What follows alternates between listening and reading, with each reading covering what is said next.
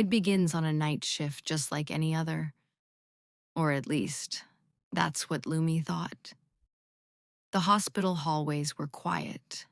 Too quiet. The kind of quiet that feels like it's waiting for something. Her little cartoon flashlight flickered in her hands, its smiley face sticker glowing faintly as she walked deeper into the dim corridor. But tonight, something felt wrong. The hallways seemed to stretch longer than she remembered, lights buzzing overhead like they were whispering secrets. A lone wheelchair rolled across the floor, even though no one was there to push it. Lumi stopped, breath catching. She wasn't alone. She could feel it. Then she saw it. Ward 9. A place sealed for years. A place no one talked about. Yet there it stood before her, wide open, as if waiting just for her. The caution tape that once wrapped its door hung in shreds, swaying gently in a breeze that shouldn't exist. Inside, the beds were empty, but the machines were alive. Heart monitors beeped wildly, as if invisible patients were trapped in panic. Lumi stepped forward, her flashlight trembling.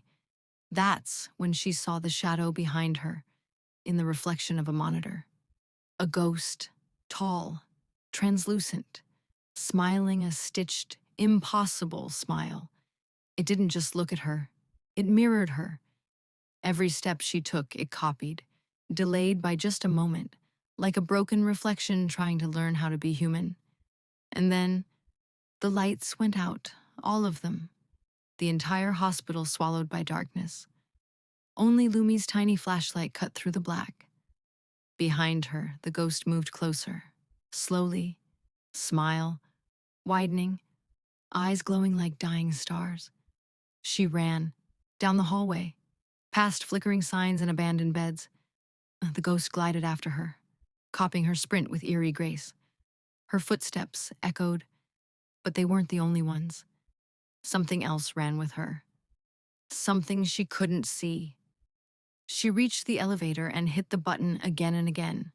The doors slid open, revealing nothing but pitch black. Then, eyes. Dozens of yellow, glowing eyes blinking from the dark. Lumi turned and fled into the supply closet, slamming the door shut. She crouched behind boxes, clutching her flashlight tight, breathing in sharp, frightened bursts. Then she heard it, her own voice whispering, "Is anyone there?" But she hadn't spoken. The whisper came from the shelves, from the ceiling vents, from the tiny spaces between the boxes.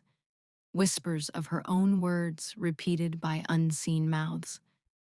Slowly, the cabinet doors creaked open. Eyes everywhere. Dozens of smiling ghost patients peering out, their faces identical, their heads tilting in perfect unison as they studied her like a new toy. They moved closer, shadows stretching, smiles widening, voices chanting her name in a broken sing-song tone. Lumi, Lumi. Then, light, blinding bright white. The hospital returned to normal in an instant. The ghosts vanished. The whispers stopped. Lumi stood alone, shaking, staring at her ID badge as it fell to the floor. Across the cat sticker, a fresh scratch, a perfect ghostly smile carved into it. And in the silence that followed, Lumi realized the truth. The ghosts weren't gone. They were watching, waiting, smiling.